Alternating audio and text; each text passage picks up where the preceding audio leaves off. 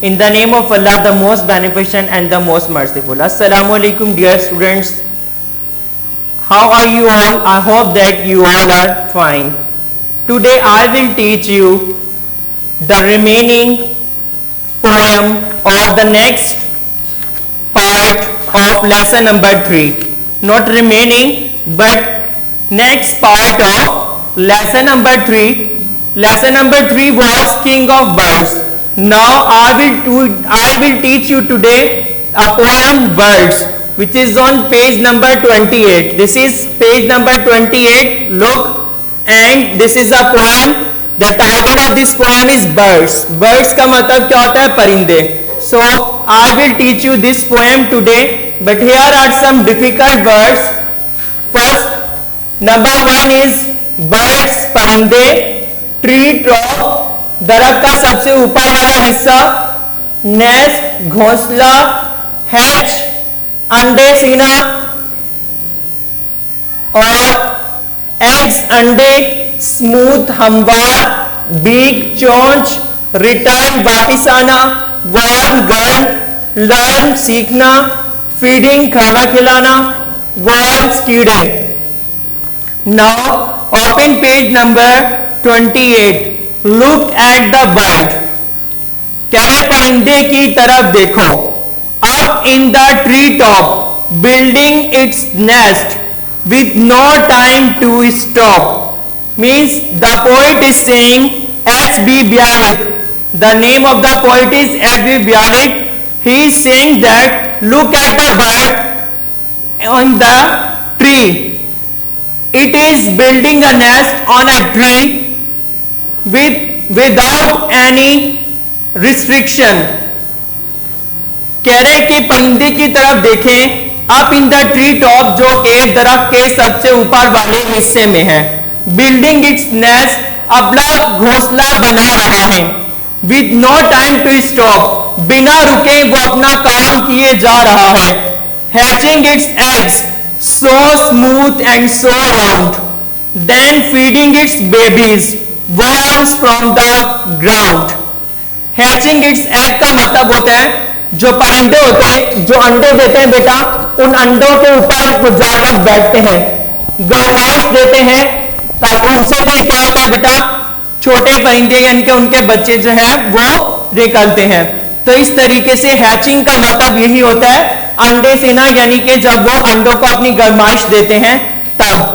और फिर क्या होता है? सो स्मूथ एंड सो राउंड, यानी कि वो जो घोंसला सा उन्होंने बनाया होता है, गोल सा घोंसला, उसमें वो अपने बच्चों की परवरिश करते हैं और अपने बच्चों को खाना खिलाते हैं. परिंदे जिस तरीके से इंसानों को उनके वालिदैन जो हैं पालते पोसते हैं, उनकी जिंदगी की जरूरियात पूरी करते हैं, परिंदे और जानवर भी अपने बच्चों का इसी तरीके से ख्याल रखते हैं.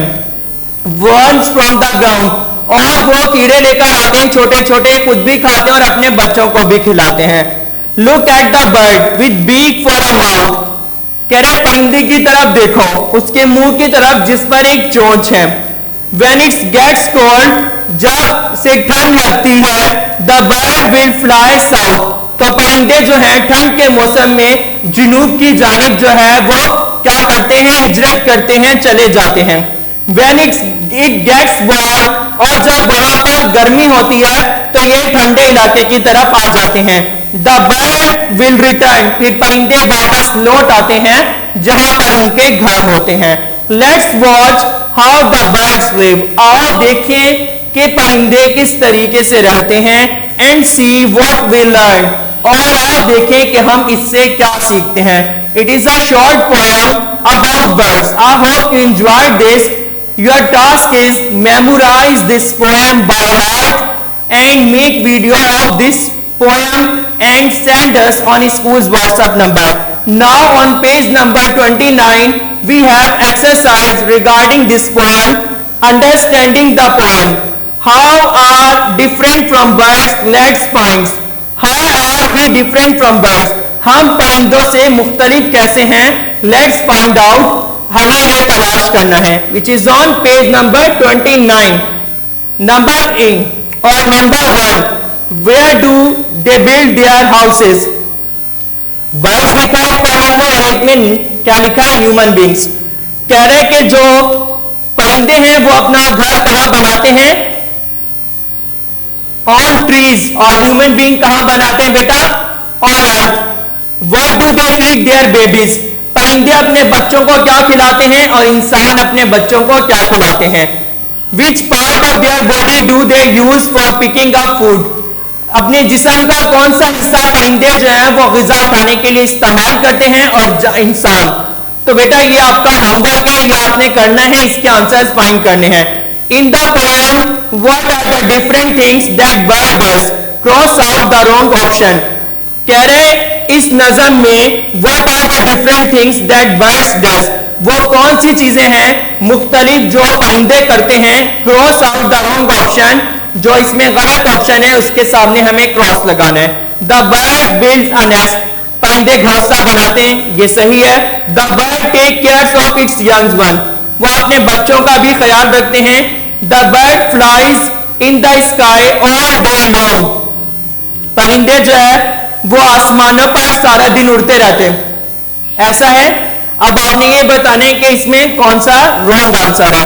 The birds tree top and stop are rhyme, यानी कि ट्री टॉप और स्टॉप मिलता जुलता है, ट्री टॉप और स्टॉप। एंड वाला साउंड क्या है बेटा, राइमिंग साउंड है, ये राइमिंग वर्ड है क्योंकि इनका एंड वाला साउंड जो है वो आपस में मिल रहा है। अब हमने इसी पोएम में से पेज नंबर 28 में से आपने क्या करना है, जो रिमेनिंग राइमिंग वर्ड्स हैं वो तलाश करके लिखने हैं। और find time which of these birds do people have as pets, इनमें से कौन से परिंदे जो है लोग अपने घरों पर रखते हैं, उन्हें पालते हैं। सर्किल देम, उन पर आपने सर्किल बनाना है। That's all, we have completed this poem also. We will meet again with new lecture. Take care, अल्लाह हाफिज।